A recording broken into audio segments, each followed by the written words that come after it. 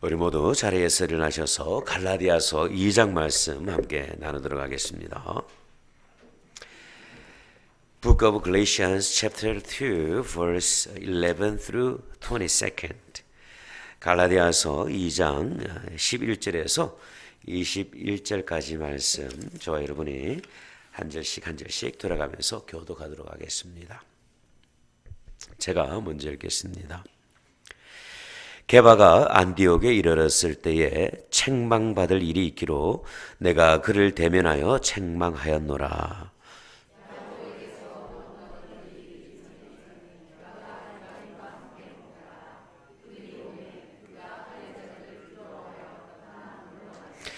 남은 유대인들도 그와 같이 외식함으로 바나바도 그들의 외식에 유혹되었느니라.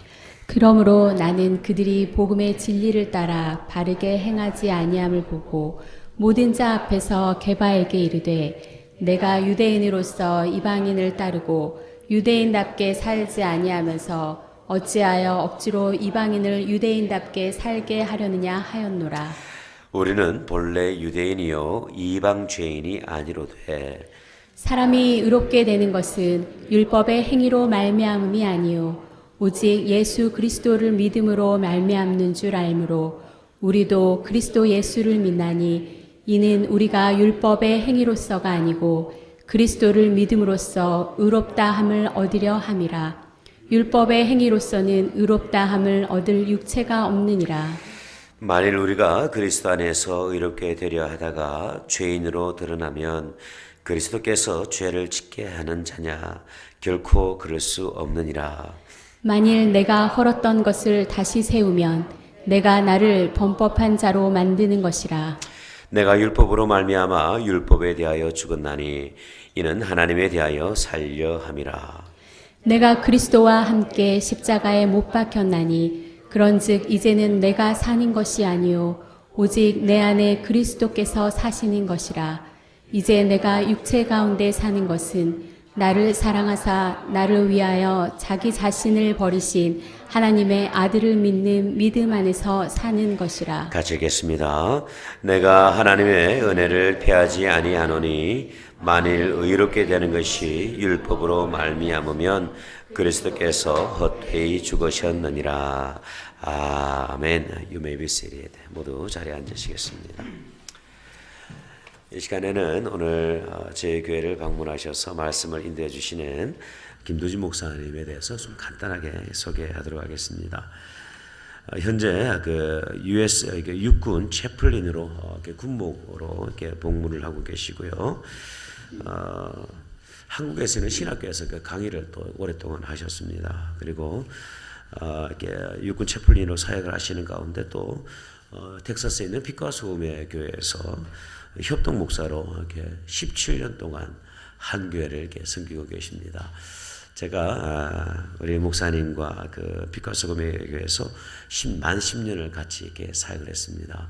사실 제게 있어서는 거의 뭐 친형님 같은 그런 이게 참 늘 그리운 그런 목사님입니다. 제가 목사님을 생각할 때마다 늘 그런 마음이 있어요. 왜 한 번쯤 생각하면 그냥 미소가 지어지는 그런 사람 있잖아요. 네, 저에게는 참 그런 목사님입니다.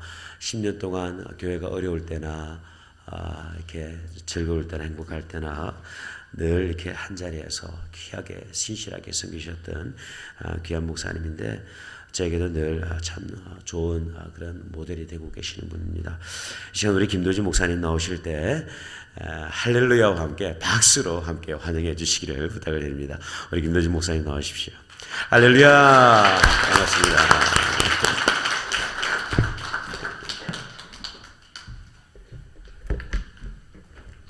제가 감당할 수 없는 그런 표현들을 하시네요. 잠시 기도하겠습니다. 하나님, 저희들이 하나님 앞에 설 수 있다라는 이 특권이 정말 얼마나 감사한지 모르겠습니다. 지옥으로 달려갈 수밖에 없는 저희들의 모습이지만 그리스도 안에서 저희들을 구원하시고 또 하나님께서 직접 친히 내 아들이라 내 딸이라 부르셨음을 인하여 정말 감사드립니다. 하나님, 오늘도 저희들이 그 하나님 앞에 있습니다. 저희들에게 은혜를 부어주시고 저희들을 찾아와 주시고 저희들에게 말씀하여 주시기를 기도합니다. 무엇보다도 정말 아무런 유익이 없는 저의 모습을 가리워 주시고 예수 그리스도의 복음만이 증거되어지는 귀한 시간 되게 하시고 저에게 주셨던 그 은혜의 말씀들이 우리 귀한 성도들에게도 여전히 귀한 은혜로 전달되어지게 하여 주시옵소서. 영광 받으실 예수 그리스도의 이름으로 기도드렸습니다. 아멘. 제가 좀 목소리가 좀 큰데 요 하울링이 좀 나니까 소리를 좀 줄여주셔도 괜찮을 것 같습니다.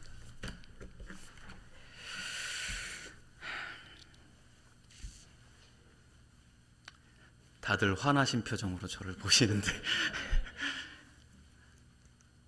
미리 화를 내시는 건지 잘 모르겠네요. 저희 아내가 제가 성구 목사님 섬기시는 교회 갑니다 그랬더니 혹 설교하시게 되면 제발 좀 짧게 좀 하세요 이러시더라고요. 제가 이상하게 설교를 하면 길게 하는데 제가 그래서 시계를 좀 꺼내놨습니다. 제가 아주 짧게 하려고 노력을 하겠습니다. 사족을 다 빼고 곧바로 우리 말씀으로 들어갔으면 좋겠네요. 사람이 이렇게 생활을 하면서 이 외식이라는 문화는 정말 우리들에게 아주 어떤 가뭄의 단비같이 아주 좋은 어떤 그 삶의 활력소를 주는 문화입니다. 모르겠습니다. 여러분들 가정이 한 달에 외식을 한 몇 번 정도 하시나요? 한 달이라고 하니까 너무 많아지나? 일주일에 한 몇 번 정도 하시나요?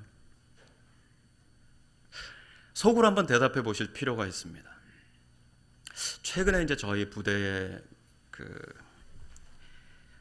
중령이신데 뭐 사회적으로는 저희 부대가 이제 그 의무 부대예요. 메디컬 브리게이드여 가지고 그 다들 의사들이 많으세요. 그러니까 뭐 사회적으로 다 안정돼 있고 뭐 어디 하나 부러울 거 없는 분들이죠. 근데 이분들의 가정이 아주 굉장히 사실 힘듭니다. 그 중에 한 분이 최근에 그 이혼을 하셨어요. 이분이 자살도 시도하셨다가 다행히 가족들이 빨리 발견해서 회복이 됐는데 그 이후로 이혼까지 들어갔어요. 그래서 제가 그분하고 이렇게 그 카운슬링을 하다가 그분 부인하고 이런 얘기를 나눠봤어요. 부부가 가장 최근에 외식을 함께 했었던 적이 언제입니까? 라고 물어봤어요. 이 부인이 갑자기 거기서 펑펑 우는 거예요. 대화를 못 하시니까 이제 그 남편에게 최근에 언제 외식하셨어요? 그랬더니 둘이서 외식을 나간 거는 15년 전에 한번 나가보고 아직까지 안 나가봤대. 그래서 이제 제가 한번 더 물어봤어요. 그럼 혹시 부부가 여행을 같이 가본 적은 언제입니까? 그랬더니 데이트할 때 가본 거 외에는 결혼하고 나서 단 둘이서 여행을 가본 적이 26년 동안 한 번도 없는 거예요. 여러분, 우리들이 이렇게 힘든 삶에서 살아요. 그렇기 때문에 어떤 그 외식이라는 문화는 사실 우리들에게 굉장히 봄비같이 이렇게 아주 촉촉한 문화는 분명합니다. 그래서 저도 사실 외식을 좋아하지만 저는 뭐 저희 아내랑 밥 먹는 걸 더 좋아해요. 그래서 별로 외식을 별로 안 좋아하고 안 나가는데 문제는 이겁니다. 이 외식이란 단어가 우리들에게 너무 좋은 뉘앙스를 가지고 있기 때문에 성경에서 등장하는 외식이라는 단어를 우리는 그냥 쉽게 넘어가 버리는 경우가 많이 있습니다. 외식을 영어로는 히포크리시라고 합니다. 히포크리시. 미국 교회를 비롯해서 전 세계 교회가 지금 앓고 있는 가장 커다란 병이 뭐냐면 젊은 세대가 교회를 떠나고 있다라는 거예요. 미국의 굴지의 그 설문조사 기관들이 설문조사를 돌렸습니다. 특별히 그 고등학생들에서부터 그다음에 청장년, 약 한 30대 미만으로 설문조사를 돌렸는데 당신들이 왜 교회를 떠납니까? 라는 질문을 했어요. 그 중에 60%가 첫 번째로 대답한 게 뭐였냐면 히포크라시예요. 교회의 외식적인 모습 때문에 나는 교회 다니기 싫다.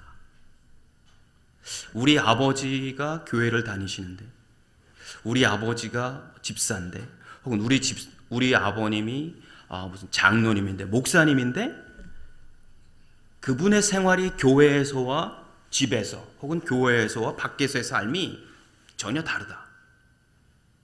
너무 외식적이다 이거죠. 지금 전 세계 기독교는 그 외식 때문에 아주 병을 앓고 있습니다. 여러분, 우리 이민교회는 더 심하죠. 젊은 세대들이 교회로 남아있지를 않으려고 그러고 다 떠나가잖아요. 그 중에 가장 커다란 이유가 외식이라는 거죠. 이 외식이라는 이 문화는, 제가 지금 말하는 이 외식은 밖에 어디 좋은 럭셔리한 어떤 식당에 가서 밥을 먹는 걸 의미하지 않습니다, 여러분.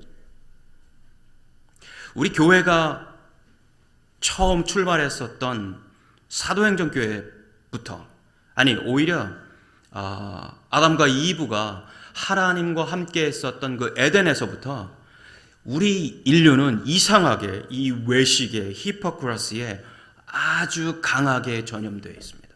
아주 쉽게 넘어가고 있어요. 그래서 마치 그렇지 않지만 마치 그런 것처럼, 아무것도 없지만 마치 다 가지고 있는 것처럼, 전혀 사랑하지 않지만 마치 사랑하는 것처럼, 전혀 경건하지 않지만 경건한 척 하는 모습들을 우리가 너무 많이 보이고 있다는 얘기죠. 특별히 먼저 믿은 그리스도인들인 우리가, 선배된 우리가, 부모된 우리가 우리들의 후배들에게, 우리들의 자녀들에게 정말 예수 그리스도를 닮은 크리스찬의 모습을 보여주지 못하고 있다는 거예요. 그 부분이 오늘 우리가 읽은 본문에서 다시 화두가 되고 있습니다. 본문은 사실 굉장히 짧게 넘어가는 이야기지만 당시 문화 속에서는 아주 굉장히 심각한 이슈가 됐었습니다. 사도행전과 이 갈라디아서를 같이 병행해서 잘 읽어보면 이 본문의 내용은 사실 굉장히 심각한, 제 표현을 빌리자면 심각한 영적인 어떤 전투와 같은 상황입니다. 베드로는 이미 이렇게 먼저 가보죠. 갈라디아서 2장 1절에 보면 사도 바울이 이렇게 표현합니다. 14년 후에 내가 바나바와 함께 디도를 데리고 예루살렘에 올라갔더니, 이렇게 표현해요. 이 14년이라는 그 횟수는 1장 18절에 가면 이렇게 표현해요. 그 후에 3년 만에 내가 게바를 방문하려고 예루살렘에 올라가서, 이렇게 표현합니다. 이 말은 언제냐면은 사도 바울이 사울일 때 예수 그리스도를 만나고 나서 곧바로 다메섹에서 아라비아 광야로 들어갑니다. 그곳에서 3년 반을 묵상을 하게 됩니다. 그가 만났던 예수 그리스도와 그가 알고 있었던, 과거에 알고 있었던 모든 바리새인으로서의 모든 그 지식들, 또 경험들, 이런 것들을 다시 묵상을 해서 내가 만난 예수 그리스도가 누군지 다시 스스로에게 깨우침을 주는 시간이었습니다. 3년 반 동안 그렇게 아주 혹독한 시간을 보냅니다. 그리고 그 3년 반의 묵상이 끝난 다음에 베드로를 찾아 올라가는 겁니다. 예루살렘으로. 왜? 자기가 가지고 있는 그 신학의 정체성을 베드로와 확인하기 위해서 올라간 거예요. 그렇게 해서 올라갔다가 다시 다소로 가서, 본인의 고향이었던 다소로 가서 약 10년을 있습니다. 10년 동안 자신이 가지고 있었던 그 패밀리 비즈니스였죠. 패밀리 비즈니스였던 그 텐트 만드는 것을 10년 동안 계속하면서 복음을 다소에서 증거하다가 바나바에게 픽갑이 돼서 안디옥 교회의 교사로 이동을 하게 됩니다. 그게 10년이 걸렸어요. 그러니까 예수님을 만나고 나서 안디옥 교회에서 사역자로 사역을 시작한 게 약 13년에서 14년이 걸린 거예요. 그리고 나서 14년 후에 갈라디아서 2장 다시 바나바와 디도를 데리고 예루살렘에 또 올라가게 됩니다. 이때는 왜 올라갔냐면 그가 2차 전도 여행까지 마치고 이제 복음을 이방인들에게 전한 이후에 이방인들에게 증거되어진 복음이 어떻게 증거되었는지 일종의 선교 보고 차원도 있고 또 예수님의 직접 제자들이었던 12제자들과 사도들과 또 교제를 위해서 올라갔었던 길이에요. 이 일이 있기 이전에 사도행전 15장에 가면은 그가 1차 전도 여행을 마치면서 예루살렘 공의회라는 회의를 주장하게 됩니다. 이때 아주 커다란 뭐라 그럴까요? 예루살렘 공의회는 세계 교회가 가진 첫 번째 공식적인 회의였습니다. 이 회의를 통해서 복음의 어떤 순수성을 다시 한번 서로가 사도들과 또 사도 바울이 서로 이렇게 악유를 마치게 되죠. 그 일 이후에 약 한 5년 정도 있다가 지금 이 일을 하게 됩니다. 우리가 오늘 본문에서 읽었던 어떤 일이 있었냐면 2차 전도 여행이 사도 바울의 2차 전도 여행이 끝나면서 안디옥으로 돌아왔어요.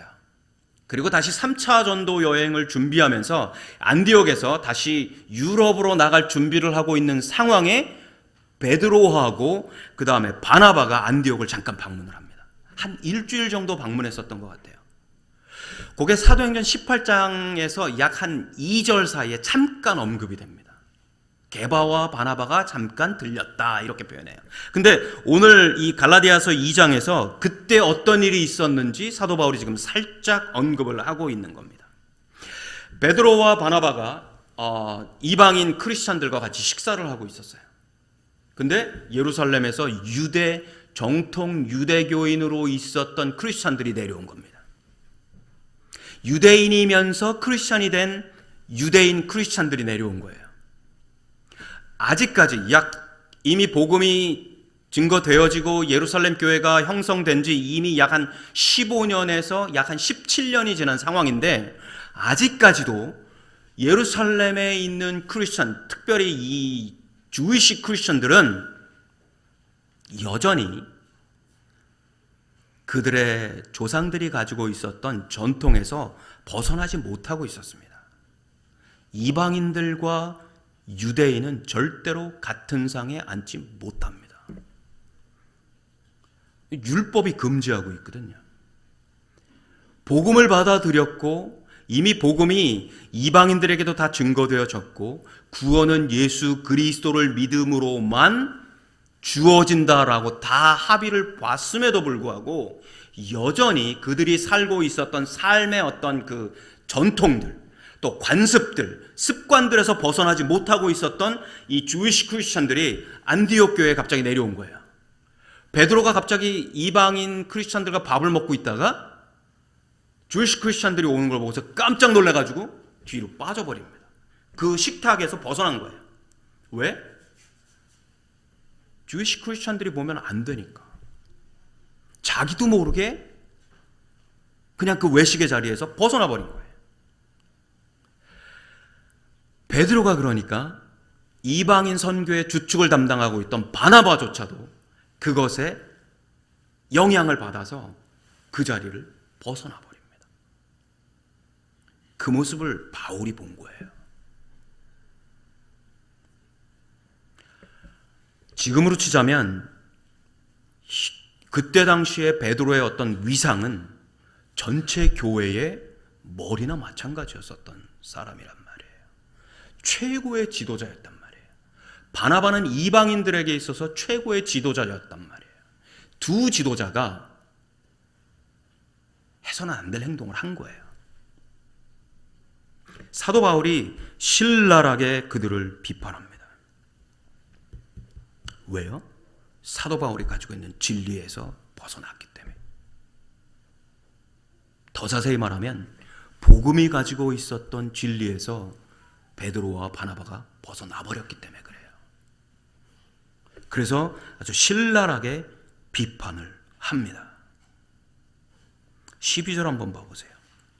야고보에게서 온 어떤 이들이 이르기 전에 게바가 이방인과 함께 먹다가 그들이 오매 그가 할례자들을 두려워하여 떠나 물러가매 사람을 두려워한 거예요. 교회 최고 지도자가 사람을 두려워한 거란 말이에요.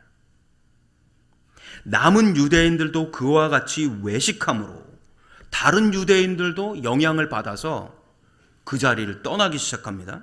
그러다 보니까 이방인들의 사도로 갔던 바나바도 그들의 외식에 유혹되었다 이렇게 표현하고 있어요.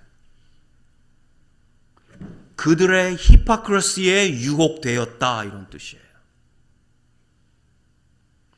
여기서 사용한 이 단어가 바로 히포크리시예요. 영어 히포크리시는 헬라어 히포크리스토스에서 그대로 따온 음역해온 단어입니다. 그러지 않을 사람인데 그렇게 행동을 한 거예요. 그러지 말아야 할 사람이 그렇게 행동한 거고 그렇지 않으면서 마치 그런 척 해버렸단 말이에요. 베드로가.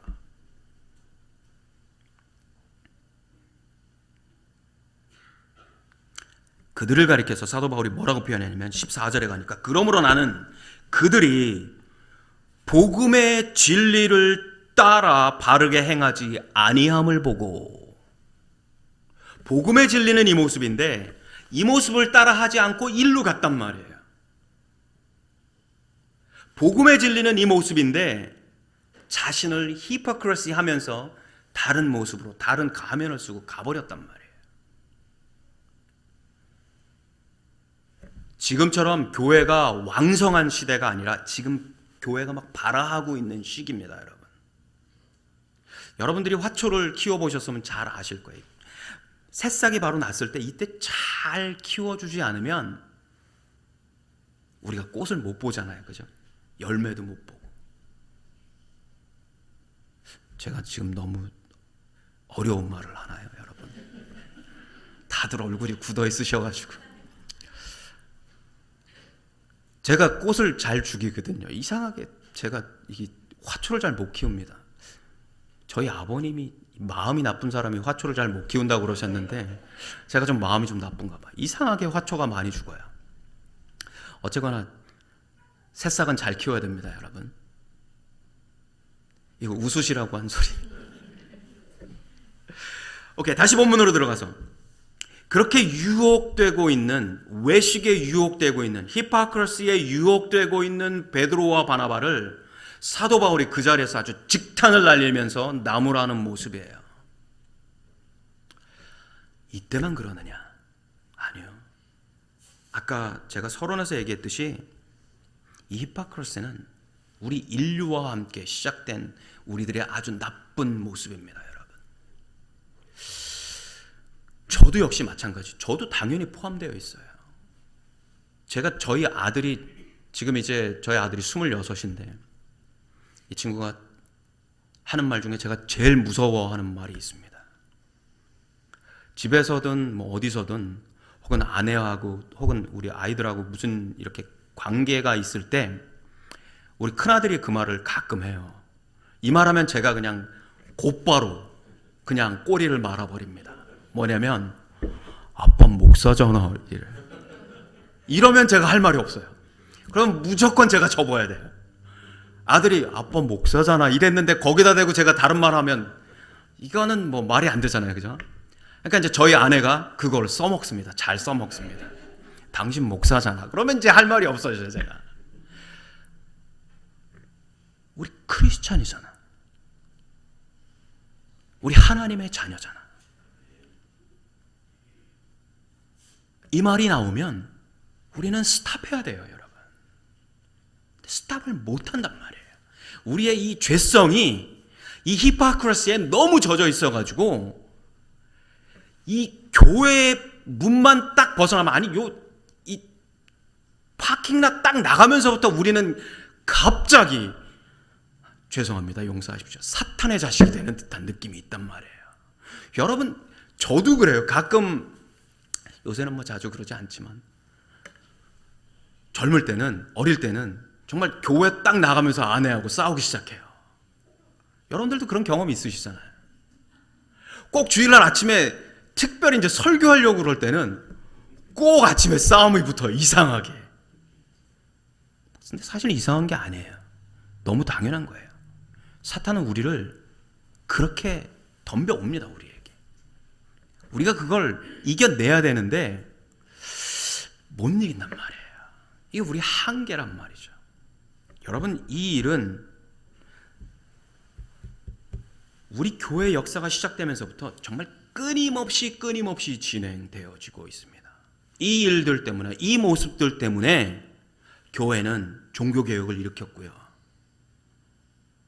유럽에 있던 그 수많은 청교도들이 미국으로 건너온 거예요. 그들은 미국에 건너와서 이 히포크라시에서 벗어나기 위해서 정말 목숨을 걸고 노력을 했었던 사람들입니다. 우리 침례교도들은 바로 이 히포크라시에서 벗어나기 위해서 그 유럽의 모든 것들을 다 버리고 마치 노예처럼 이곳으로 끌려온 사람들이에요. 여러분, 우리 침례교의 그 히스토리는 바로 그 히포크라시아와의 싸움이에요, 여러분.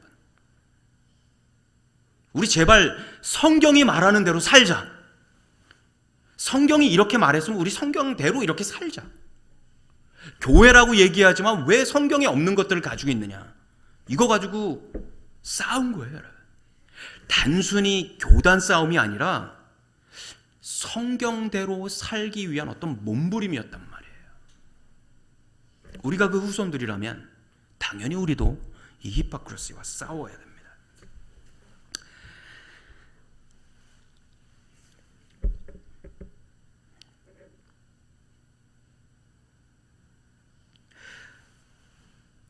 갈라디아서 2장에서 우리는 교회가 어떻게 히포크라시와 싸워야 되는지 중요한 어떤 그 원리들을, 프린시플들을 한번 좀 봤으면 좋겠습니다.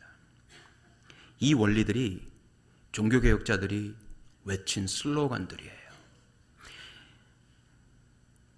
이 갈라디아서 2장 11절에서 21절 요 사이에 있는 내용들이 바로 종교개혁자들이 종교개혁을 일으킬 수 있었던 원동력이었습니다.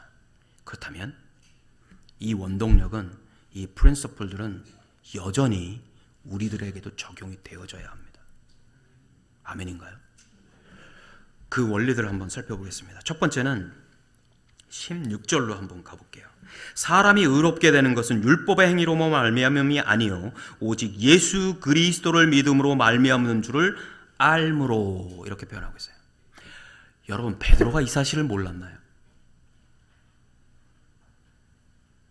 사도 바울은 교회를 핍박하던 사람이었습니다. 그 핍박에서 가장 첫 번째 타겟으로 잡혔던 사람이 베드로예요, 여러분. 사도 바울이 제일 먼저 죽이고 싶었던 사람, 제일 먼저 잡아서 감옥에 넣고 싶었던 사람이 베드로였단 말이에요. 왜? 베드로가 설교하기를 예수 그리스도만이 우리를 구원하실 수 있는 유일한 길이다라고 표현했단 말이에요. 천하 어떤 것보다도 예수 그리스도의 이름 이외에 우리를 구원하실 수 있는 이름을 주신 바가 없다라고 선포했단 말이에요. 이 일이 생기기 17년 전에 베드로가 지금 설교하고 있었단 말이에요. 이 사건을 몰라서 지금 바울이 베드로에게 얘기하는 말이 아니란 말이에요. 우리는요? 우리는 그걸 모르나요? 우리는 예수 그리스도만이 우리의 구원의 유일한 길임을 모르나요? 우리도 알고 있거든요. 근데 우리는 늘 컴프로마이즈 하고 있단 말이에요. 예수 그리스도도 좋지만 이것도 있어야 되잖아. 그죠? 우리 항상 그러잖아요. 베드로가 그런 것처럼 우리가 여전히 그러고 있단 말이에요. 여러분, 믿음은요 굉장히 어떤 관념적인 개념입니다. 그죠? I'm believing in God. 오케이. 제가 우리 그 우리 병사들하고 개인적으로 이제 상담할 때 제가 항상 먼저 물어보는 게 뭐냐면 너 크리스찬이냐를 먼저 물어봐요. 왜냐하면 크리스찬이라고 그랬을 때 제가 카운셀링 들어가는 게 성경적인 이렇게 카운셀링을 들어갈 수가 있거든요. 만약에 아니다 그러면 제가 그걸 못하게 돼 있어요, 군법상. 그래서 이제 저도 이제 그런 것들을 다 이렇게 해가지고 해야 되는데, anyway, 제가 물어보면 거짓말 안 보태고 99%는 크리스찬이라고 그럽니다, 여러분. I'm believing in God 그래요. 그래서 교회 다니니? 아니. 성경 읽니? 아니. 그럼 모르다가 크리스찬이라고 그러는 거예요, 도대체. 조금 더 들어가면 나는 하나님도 믿는데 나는 이런 것도 믿어. 이런 것도 믿어. 여러분, 크리스찬은 그렇지 않습니다. 예수 그리스도만이에요. 예수 그리스도를 믿는다는 것은, 하나님을 믿는다는 것은 단순히 말로 믿는 것이 아니라 내 모든 삶 속에서 그분이 나를 통해서 하실 것들, 내 삶을 인도해 나가시는 것들을 트러스팅하는 겁니다, 여러분. 신뢰하는 거예요. 제가 예를 들까요? 만나가 매일 아침마다 광야에 있는 이스라엘 백성들에게 내려졌습니다. 그죠? 매일 아침이면 만나가 쫙 내려왔어요. 오케이. 짧게 할게요, 이 부분도. 얼마나 재밌었겠어요, 여러분. 생각해보세요. 아침마다 되면 우리로 치면 밥이 다 돼가지고 쫙 나온 거예요. 그냥 그거 걷어다가 내가 원하는 대로 그냥 비빔밥을 만들어 먹든지 무슨 떡을 만들어 먹든지 해 먹으면 된단 말이에요. 돈 내요? 돈 안 낸단 말이야. 풀이란 말이야. 며칠 동안 만날 주셨나요? 한 일주일? 40년을 주셨단 말이에요, 여러분. 40년 동안 프리로 아침을 매일 주셨단 말이에요. 이게 얼마나. 근데 우리가 이 출애굽기를 자세히 보면요, 특별히 이 어른들은 매일 저녁마다 고민했던 것 같아요. 내일 아침에 만나가 안 내려오면 어떻게 하나, 이 고민을 하는 거예요. 오늘도 먹었고 어제도 먹었고 그제도 먹었고 한 달 전에도 먹었는데 내일 만나가 안 내려오면 어떡하나 하고 고민하고 있는 거야. 그래서 오늘 거둘 때 내일 거 또 거두는 거야. 첫날 모세에게 혼났어요, 여러분. 자기네가 거뒀던 것들이 다 썩었거든.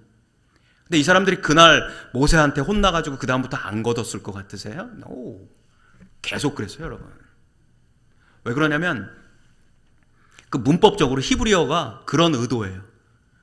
현재형을 계속 사용하고 있거든요. 그러니까 그날만 하루 딱 그랬던 게 아니라 그 이후로도 계속 그랬던 거예요.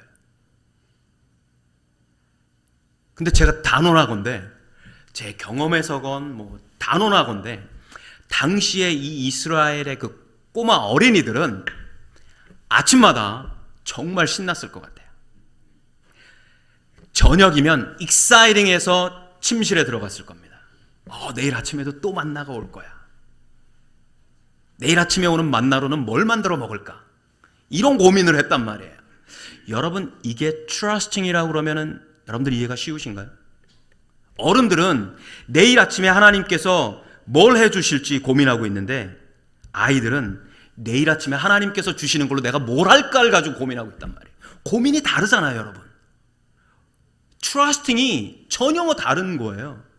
어른들은 썩어 없어져 버릴 만나 조금 남아있는 것으로 고민하고 있는데, 아이들은 내일 흡족하게 내릴 그 만나로 뭘 먹을지 고민하고 있단 말이에요. 우리가 트러스팅하는 하나님은 그 하나님이어야 돼요. 하나님을 트러스팅하기보다는 냉장고 속에 꽉 차 있는 김치, 냉장고에 꽉 차 있는 김치가 아니라 오늘도 여전히 역사하실 하나님을 경험해야 된다는 얘기죠. 여러분, 하나님이 김치 냉장고만도 못한가요? 여러분, 하나님께서 냉동고 속에 있는 스테이크 하나만도 못한가요? 당연히 여러분들은 노라고 대답하실 겁니다. 하지만 우리들의 삶은 어떠냔 말이에요. 여전히 우리는 뱅크 스테이트먼트를 보고 있단 말이죠. 김도준 목사가 여러분들에게 뱅크 스테이트먼트를 체크하지 말라는 소리 절대로 아닙니다, 여러분. 하지만 우리들의 트러스팅이 어디에 있느냐는 너무너무 중요하다는 얘기죠. 만약에 내 트러스팅이 하나님보다 뱅크 스테이트먼트에 더 있다라면 우리는 히포크리시하고 있는 거예요. 우리는 나의 히포크리시하는 모습을 자녀들에게 보여주고 있는 겁니다. 심각하죠.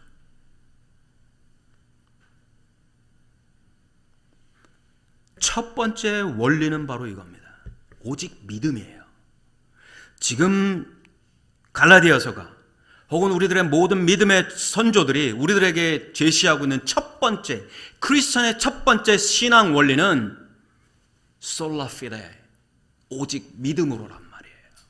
이 믿음은 그저 어떤 관념적인 믿음이 아니라 실질적이고 아주 실제적인 트러스팅을 의미합니다, 여러분. 내가 핸들을 잡고 있을 때 하나님께서 그 핸들을 같이 잡고 있으시다라는 트러스팅이에요. 두 번째 원리는 역시 똑같은 16절입니다.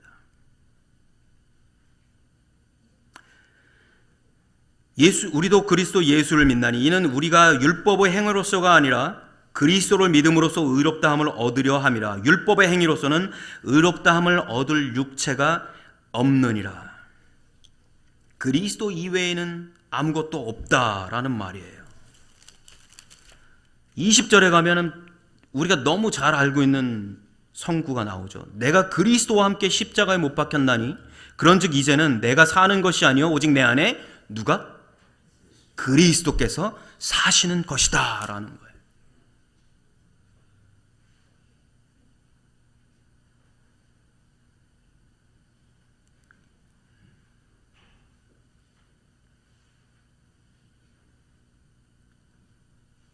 우리는 이 말을 너무 잘 알고 있습니다. 예수 그리스도께서 우선순위다. 우리의 삶의 모든 우선순위다라고 표현하고 있지만 실제 삶에서는 예수는 나의 second or third, sometimes the end.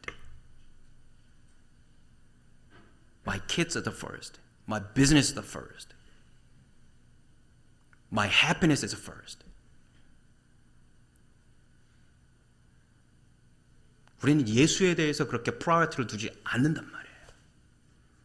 근데 사도 바울은 예수가 내 안에 살고 내가 예수 안에 산다라고 표현을 하고 있단 말이에요. 이것이 종교개혁가들이 외친 모습이에요. 여러분 단순히 그저 캐톨릭 교회에 반항해가지고 일어난 것이 아니라 교황이 우선순위가 아니라 교회가 우선순위가 아니라 교회보다 교회의 머리가 되신 예수 그리스도가 우선이다라고 외친 거란 말이에요. 여러분 생수교회 너무너무 중요한 교회입니다. 하지만 예수님보다 중요하진 않습니다. 성국 목사님 여러분들에게 너무너무 중요한 목사님이세요. 하지만 예수 그리스도보다 중요하지 않습니다.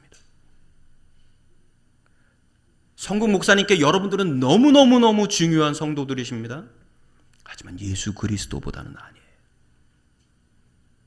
우리의 최우선 프라이어티는 예수 그리스도 온리예요. 그게 이들이 외친 겁니다. 솔루스 크리스투스. 오직 예수 그리스도만. 여러분 크리스찬은 삶의 모든 원리가 예수 그리스도여야 돼요.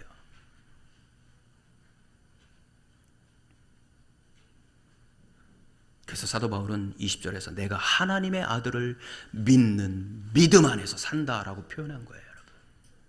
그 길 이외에는 우리들에게 어떤 것도 주어지지 않습니다, 여러분.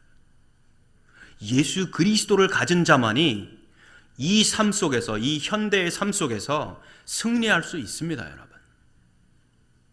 제가 아까도 얘기했죠. 저희 부대에 얼마나 정말 세상에서 잘 나가는 사람들이 얼마나 많은지 몰라요. 근데 예수 그리스도가 없는 사람들은요, 정말 악귀다툼을 하고 살아갑니다, 여러분. 악귀다툼을 하고 살아가요. 예수 그리스도 안에서 정말 참된 평안과 위로를 받으셔야 돼요, 여러분. 단순히 우선순위가 아니라 그분이 우리들의 삶을 지배할 때 우리가 하나님과 함께 동행하는 겁니다. 세 번째 역시 16절에 등장해요.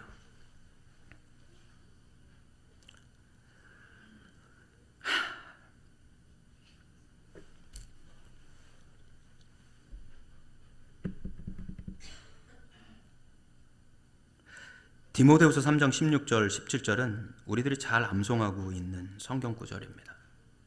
모든 성경은 하나님의 감동으로 된 것이요 우리 모두를 바르게 교육하기에 유익하다라고 이야기하고 있어요.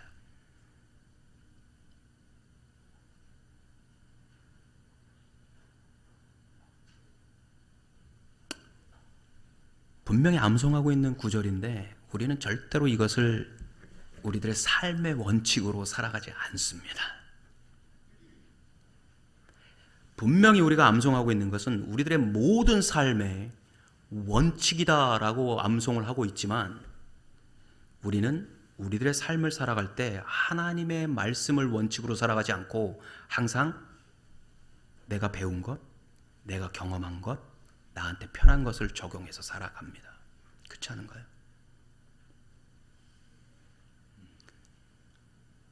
분명히 우리는 하나님의 말씀이라고 이야기를 하고 있단 말이에요. 그런데 우리는 수많은 다른 원리들을 우리들의 삶에다가 적용하고 있단 말이에요. 제가 이 얘기를 하려면 아마 여러분들 오늘 집에 못 가십니다. 얼마나 많은 원리들의 우리들의 삶 속에 적용되고 있는지.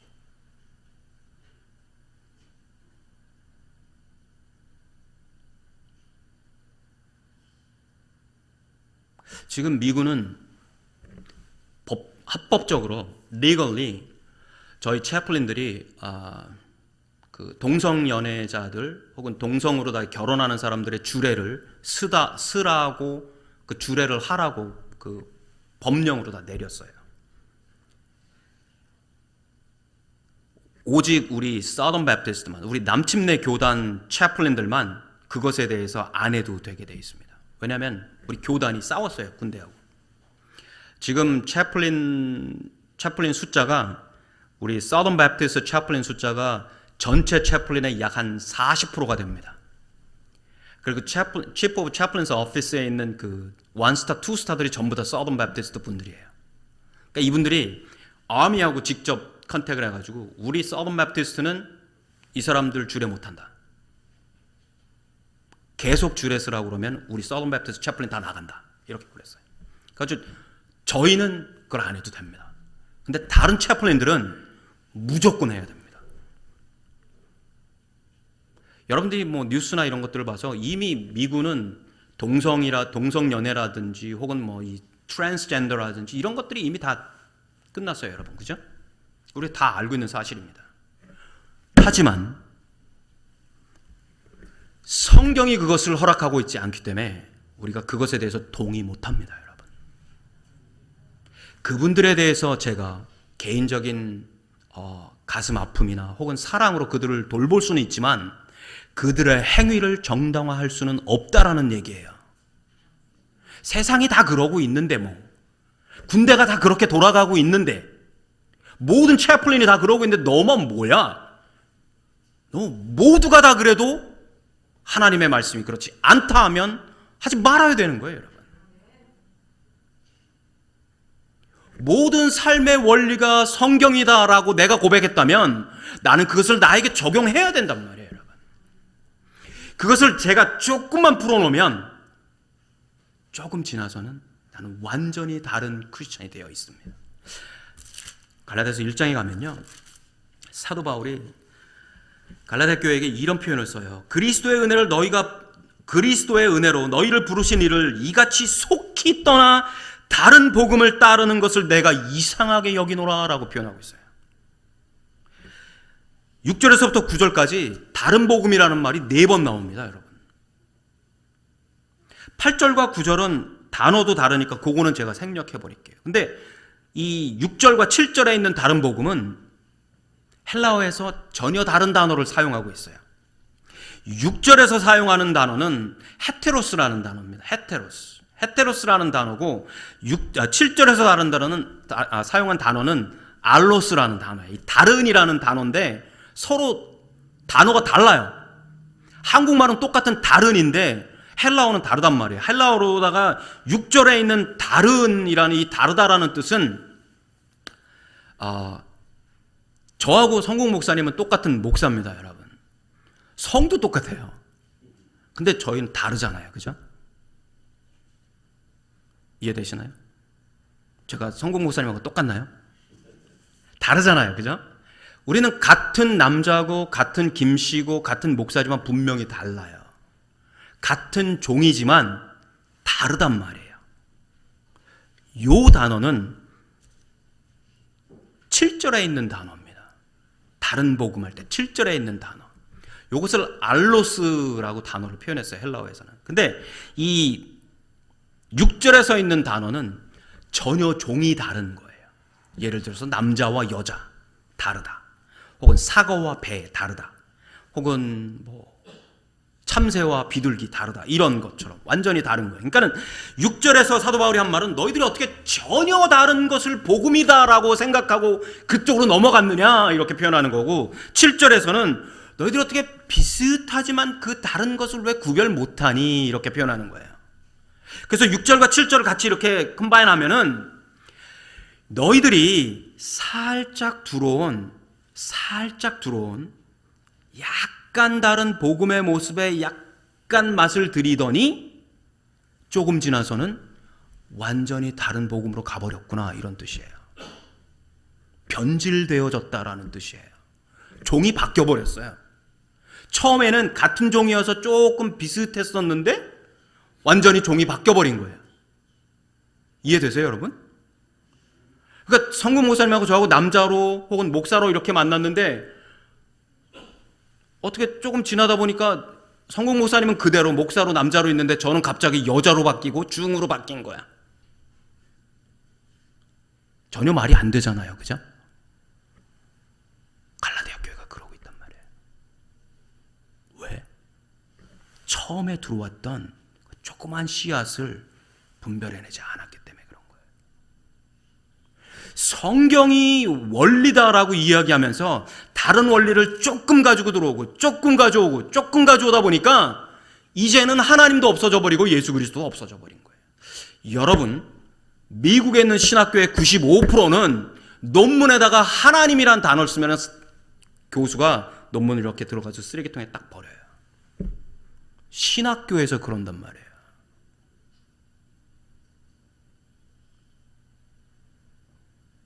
강대상에서 하나님, 예수, 그리스도, 성령 하나님에 대해서 선포되어지고 있는 교회가 미국에도 그렇게 많지 않습니다, 여러분. 이제 설교 강대상은 어떤 심리학적으로 혹은 어떤 쇼맨십으로 나오는 강대상이 돼버렸지 하나님의 말씀이 선포되고 있지 않단 말이에요, 여러분. 여러분, 현실을 여러분들이 직면하셔야 됩니다. 우리 다음 세대에 어떻게 될지 몰라요.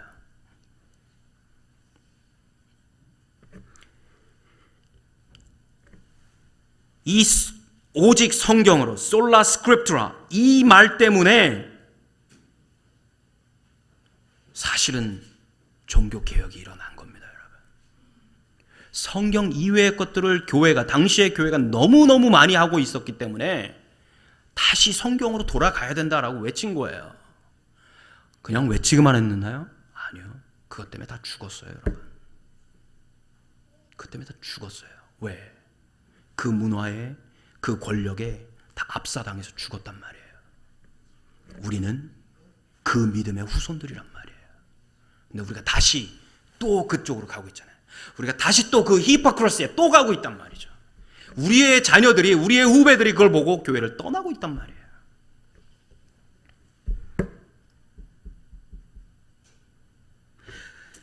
네 번째 원리는 오직 은혜로라고 할 수 있어요. 오직 은혜로. 여러분, 우리가 구원받은 것은 아무것도 우리와 연관된 것이 없습니다. 그저 하나님의 은혜입니다. 우리가 구원을 위해서 할 수 있는 것은 아무것도 없습니다. 21절에 이렇게 표현하고 있어요. 내가 하나님의 은혜를 패하지 아니하노니 만일 의롭게 되는 것이 율법으로 말미암으면 그리스도께서 헛되이 죽으셨느니라. 이렇게 표현해요. 오직 은혜가 아니면 예수 그리스도 필요 없게 된다는 얘기예요. 여러분, 이 은혜는 우리를 어떤 것에서도 끊을 수 없습니다. 하나님께서 우리를 구원하신 이 은혜는 우리들의 삶의 파운데이션이에요. 이 파운데이션은 누구도 흔들지 못합니다, 여러분. 여러분들이 가지고 있는, 제가 가지고 있는 이 믿음의 파운데이션은 아무것도 흔들 수 없는 아주 이 세상에서 최고로 튼튼한 락이에요, 락. 여러분, 시편을 가보세요. 시편 기자들이 계속해서 하나님을 찬송했던 말이 뭐였냐면 하나님은 나의 바위이십니다 라고 표현한단 말이에요. 락의 락. 이 은혜가 우리들의 락이에요. 여러분, 이 은혜 때문에 우리는 예수 그리스도만 볼 수 있는 겁니다. 이 은혜 때문에 우리는 이 세상을 살아나가는 거예요. 이 은혜 때문에 우리는 내일을 트러스트 할 수 있는 거란 말이에요. 나하고 연관된 게 아무것도 없어요. 하나님께서 그냥 그렇게 해주시는 거란 말이에요. 여러분의 어제의 삶을 보세요. 하나님의 은혜가 없이 여러분들이 어떻게 오늘 다시 왔는지.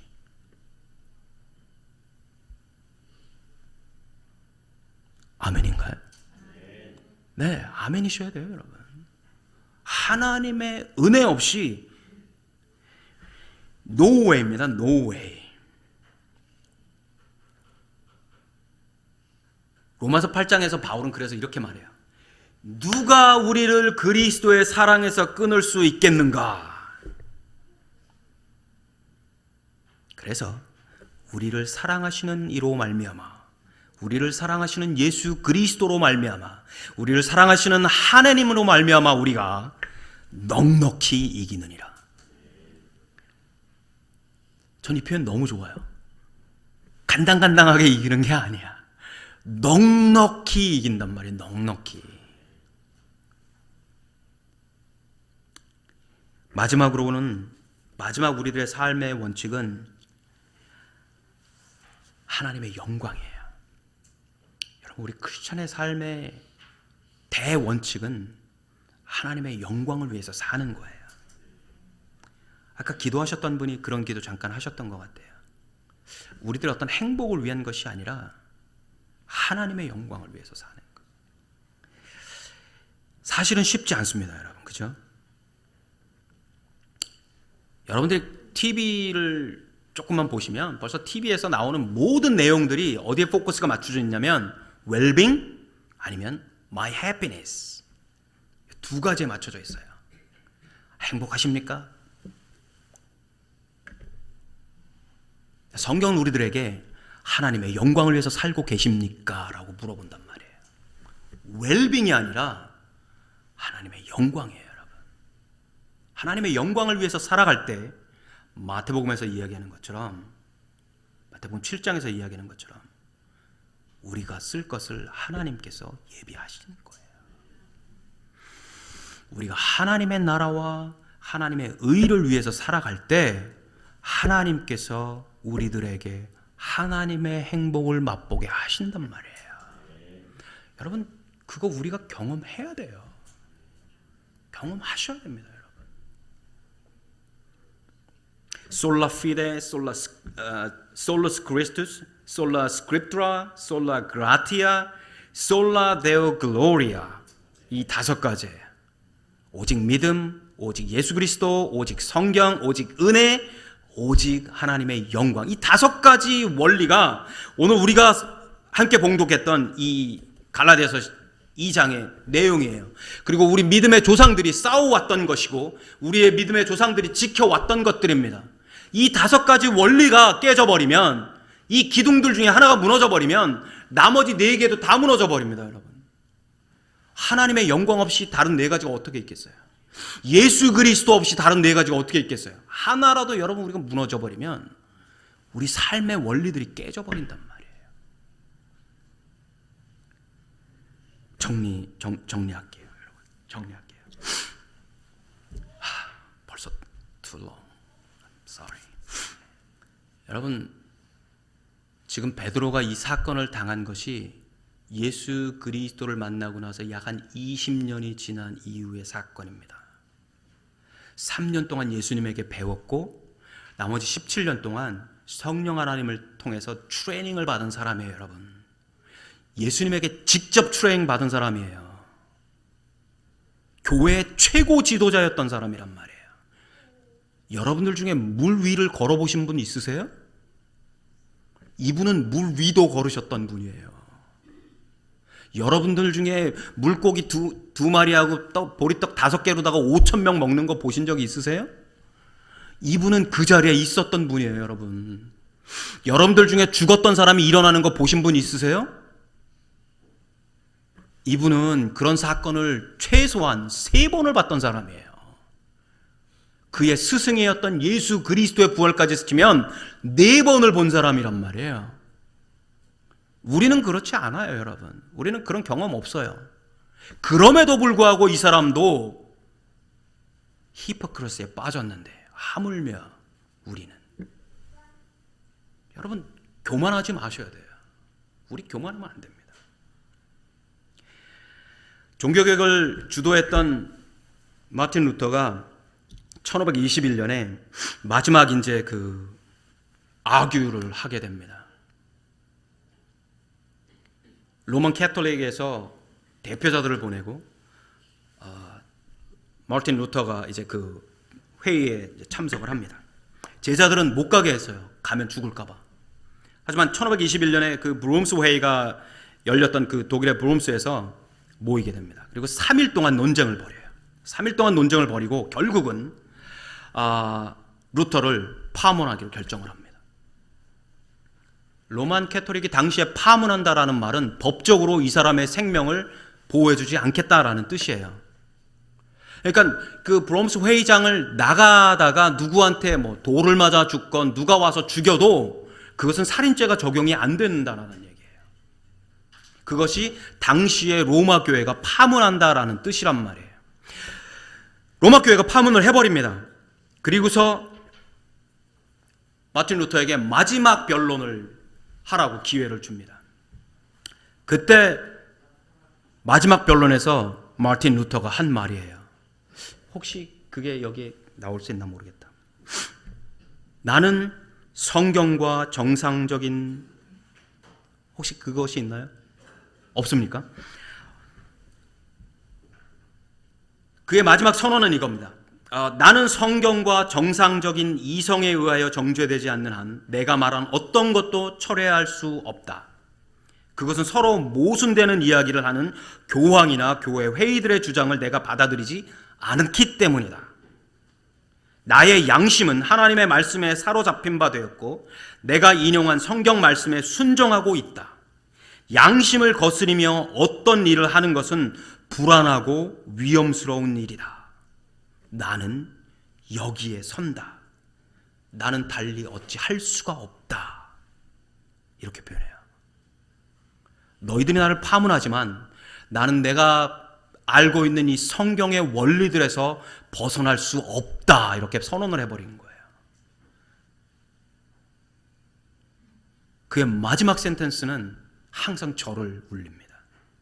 하나님, 나를 도와주십시오. 아멘. 여러분, 종교개혁의 최고의 인물이었던 마틴 루터가 자신의 신앙을 로만 캐톨릭 전체 앞에서 선포하면서 당당하게 하나님 앞에 기도한 내용이에요. 하나님, 저를 도와주세요. 마틴 루터도 그랬습니다. 이 기도 우리의 매일매일 기도돼야 돼요. 하나님, 저를 도와주세요. 여러분들은 어떤 믿음에 서 계십니까?